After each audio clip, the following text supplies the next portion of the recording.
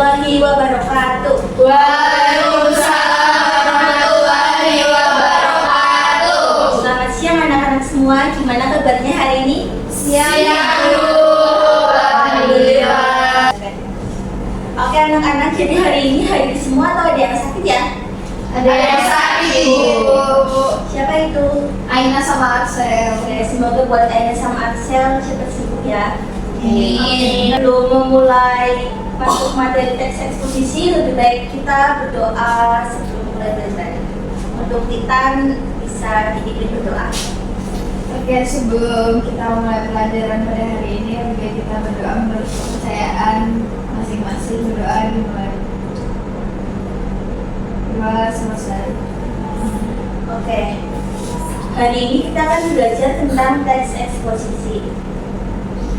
Apa aja sih yang mau kita pelajari hari ini? Yang pertama itu ada struktur teks eksposisi sama cara membedakan fakta serta opini. Sebelumnya itu kalian udah pada tahu belum siapa itu teks eksposisi? Belum, Bu. Sudah, Bu. Saya tahu. Ayo Catherine. Teks eksposisi itu tujuannya untuk menjelaskan, memaparkan, atau menguraikan informasi biasanya secara jelas atau logis, biar pembacanya itu paham akan topik atau pendapat tertentu. Oke, free applause buat Kathleen. Jadi seperti yang Kathleen katakan tadi, teks eksposisi itu teks yang isinya menjelaskan suatu hal berdasarkan fakta serta pendapat. Dan tujuannya itu untuk memberi informasi atau pengetahuan kepada pembaca supaya mereka mengerti mengenai suatu topik secara jelas. Selanjutnya itu kita akan belajar mengenai struktur teks eksposisi. Nah, struktur teks eksposisi itu ada 3. Yang pertama ada tesis, argumentasi, serta penegasan ulang. Untuk tesis itu sendiri, itu bagian pembuka pada teks eksposisi yang berisi pendapat serta opini dari penulis yang akan dipaparkan dalam sebuah teks eksposisi itu. Contohnya itu pada kalimat membaca buku memiliki banyak manfaat bagi perkembangan anak. Nah, yang kedua itu ada argumentasi. Pada bagian argumentasi itu berisi alasan, penjelasan, serta fakta yang mendukung dari pendapat yang sudah disampaikan dalam bagian tesis tadi. Nah, contohnya itu ada pada kalimat dengan membaca anak-anak bisa menambah kosakata mereka, serta penelitian menunjukkan bahwa anak yang rajin membaca memiliki kemampuan berpikir kritis yang baik. Untuk struktur yang ketiga itu ada penegasan ulang. Nah, penegasan ulang ini berisi mengenai penegasan ulang ini merupakan bagian penutup dari teks eksposisi yang berisi yang struktur ketiga itu ada penegasan ulang. Nah, penegasan ulang ini merupakan bagian penutup dari teks eksposisi yang berisi penguatan kembali pendapat penulis. Biasanya itu berisi kesimpulan singkat berdasarkan argumen yang sudah dijelaskan di tesis tadi. Contohnya itu pada kalimat jadi membaca buku sangat penting untuk menunjang perkembangan anak baik dari segi bahasa maupun berpikir. Nah, selanjutnya Ibu sudah membuat contoh teks eksposisi yang berjudul pentingnya lingkungan yang bersih. Ada yang bisa bantu Ibu membacakan teks di atas? Saya. Oke, Dila, silakan. Pentingnya lingkungan yang bersih. Menjaga kebersihan lingkungan sangat penting karena berpengaruh langsung terhadap kesehatan dan kenyamanan hidup masyarakat. Lingkungan yang bersih dapat mencegah penyebaran penyakit seperti demam berdarah atau diare. Sampah yang dibuang sembarangan bisa menyumbat saluran air dan menyebabkan banjir. Selain itu, lingkungan yang bersih juga menciptakan suasana yang nyaman dan enak dipandang. Karena itu, setiap orang perlu sadar akan pentingnya menjaga kebersihan lingkungan mulai dari hal kecil seperti membuang sampah pada tempatnya. Oke, terima kasih Dila. Bisa beri tepuk tangan untuk Dila. Nah, dari contoh teks eksposisi yang sudah Dila bacakan tadi, bisa kita analisis struktur teksnya tersebut, yaitu yang pertama ada di tesis pada kalimat pertama. Pada kalimat pertama itu menjaga kebersihan lingkungan sangat penting karena berpengaruh langsung terhadap kesehatan dan kenyamanan hidup masyarakat. Nah, untuk bagian argumentasi itu ada pada kalimat kedua, ketiga, dan keempat. Itu pada bagian lingkungan yang bersih dapat mencegah penyebaran penyakit, sampai pada kalimat lingkungan yang bersih juga menciptakan suasana yang nyaman dan enak dipandang. Terakhir itu ada di struktur penegasan ulangnya pada kalimat terakhir, yaitu karena itu setiap orang perlu sadar akan pentingnya menjaga kebersihan lingkungan mulai dari hal kecil seperti membuang sampah pada tempatnya. Oke, selanjutnya itu berdasarkan teks eksposisi yang sudah dibacakan tadi, ada yang tahu nggak sih isi yang ingin disampaikan penulis melalui teks tersebut? Saya, Bu. Oke, silahkan. Jadi paragraf tersebut menjelaskan tentang pentingnya menjaga kebersihan lingkungan karena berdampak pada kesehatan dan juga bisa digunakan untuk mencegah penyakit dan banjir serta menciptakan kenyamanan. Nah, oleh karena itu setiap orang perlu sadar untuk menjaga kebersihan, dimulai dari hal sederhana seperti membuang sampah pada tempat. Pakai beri tangan Sylvie. Oke, selanjutnya kita akan belajar mengenai fakta dan opini. Oke anak-anak, karena kalian kayaknya udah kelihatan lemes sama nggak fokus, jadi kita mau ice breaking dulu, bisa nggak? Bisa, Bu. Oke, ice breakingnya itu namanya tepuk pagi, siang, sore, malam. Kalau ibu bilang pagi itu tepuknya 1, kalau siang itu tepuknya 2, kalau sore itu tepuknya 3, kalau malam itu nggak tepuk. Kenapa nggak tepuk? Karena malam-malam kan kita nggak boleh bersih ya. Iya, Bu. Oke, untuk ice breakingnya dimulai dari sekarang. Pagi, malam. Ulang ya, karena kalian nggak fokus. Siang, sore, malam. Pagi, siang, sore, malam. Malam, siang, pagi, siang. Nah, karena kalian udah fokus, jadi kita lanjut ke materi ya anak-anak. Iya, Bu. Oke, Bu. Oke, jadi selanjutnya kita akan belajar mengenai fakta dan opini. Yang pertama itu pendapat atau opini. Nah, opini itu adalah pandangan pribadi penulis terhadap suatu hal. Opini bersifat subjektif, artinya bisa berbeda-beda antara satu orang dengan orang yang lainnya.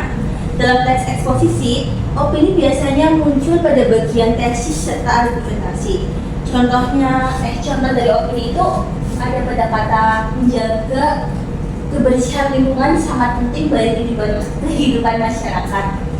Nah, itu pendapat penulis yang bersifat umum dan bisa diperdebatkan. Untuk pendapat ada yang mau ditanyakan? Belum ada, Bu. Maka kita lanjut ke fakta ya anak-anak. Oke, selanjutnya itu ada fakta. Fakta itu berupa pernyataan yang benar-benar terjadi dan bisa dibuktikan kebenarannya. Kalau tadi pendapat itu bersifat subjektif, nah di fakta ini bersifat objektif. Fakta ini digunakan untuk mendukung opini yang sudah ada pada awal teks tadi supaya pendapat penulisnya itu menjadi lebih kuat.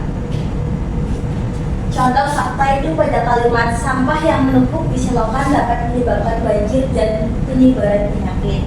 Nah, pernyataan ini bisa dibuktikan melalui data serta pengamatan di lapangan langsung. Oke, di sini Ibu sudah memberikan 3 kalimat yang bisa aja itu fakta ataupun opini. Ibu berikan waktu 5 menit untuk kalian supaya bisa menganalisis apakah ini termasuk fakta atau opini.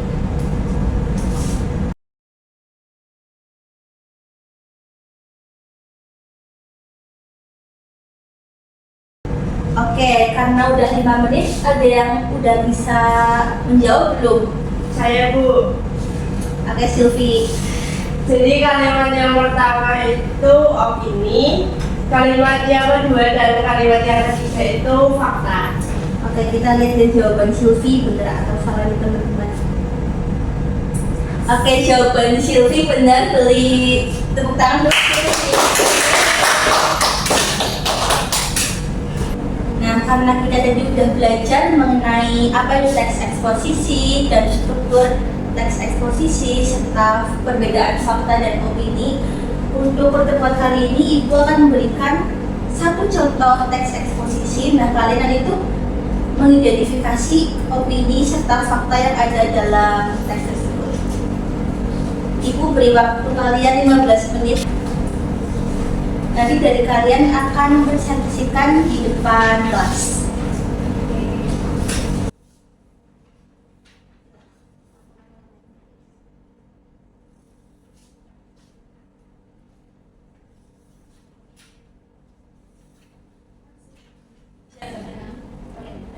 Bisa dimulai ya anak-anak untuk mengerjakan soal yang udah Ibu guru kasih. Oke Bu, siap Ibu.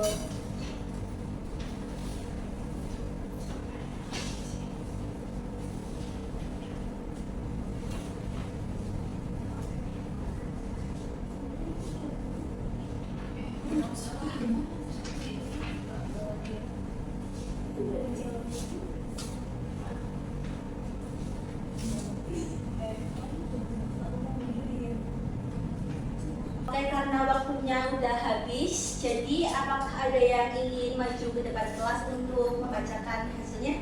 Saya Bu, mau baca garisnya. Kathleen sama Dela bisa maju.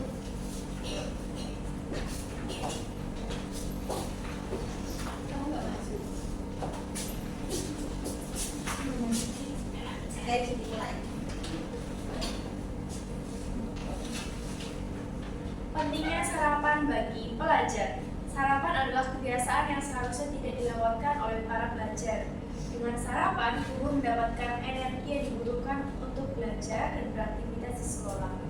Banyak pelajar yang melewatkan sarapan karena alasannya tidak sempat atau tidak merasa lapar. Padahal, hal ini bisa berdampak buruk bagi konsentrasi mereka di kelas. Menurut data Kementerian Kesehatan, sekitar 40% pelajar di Indonesia pergi ke sekolah tanpa sarapan. Akibatnya, mereka cenderung cepat lelah dan lebih sulit fokus untuk belajar. Sarapan yang bergizi dapat membantu meningkatkan daya ingat, kemampuan berpikir, serta menjaga suasana hati pelajar agar tetap stabil sepanjang hari. Oleh karena itu, sarapan sebaiknya menjadi kebiasaan wajib sebelum berangkat ke sekolah agar pelajar dapat menjalani hari-harinya dengan maksimal. Oke, untuk jawabannya, yang pertama itu teks opini. Sarapan adalah kebiasaan yang seharusnya tidak dilewatkan oleh para pelajar. Yang kedua itu adalah bagian fakta. Banyak pelajar yang melewatkan sarapan karena alasan tidak sempat atau tidak merasa lapar. Yang kedua, menurut data Kementerian Kesehatan, sekitar 40% pelajar di Indonesia pergi ke sekolah tanpa sarapan. Dan yang terakhir itu ada sarapan yang bergizi dapat membantu meningkatkan daya ingat, kemampuan berpikir, serta menjaga suasana.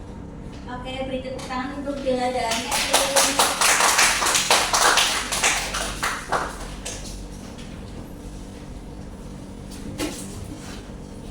Oke, pertemuan kali ini kita sudah belajar mengenai apa itu teks eksposisi, struktur teks eksposisi, serta cara membedakan fakta serta opini. Sebelum mengakhiri pertemuan kali ini, alangkah baiknya kita berdoa terlebih dahulu ya teman-teman. Untuk Dela bisa dipimpin. Baik, untuk mengakhiri pembelajaran kita pada hari ini, marilah kita berdoa sesuai agama dan kepercayaan masing-masing. Berdoa dimulai. Selesai. Oke, terima kasih teman-teman sudah mau menyimak secara bersama-sama pertemuan pada kali ini. Apabila ada kesalahan kata dari Ibu, mohon dimaafkan. Terima kasih. Wassalamualaikum warahmatullahi wabarakatuh. Waalaikumsalam warahmatullahi wabarakatuh.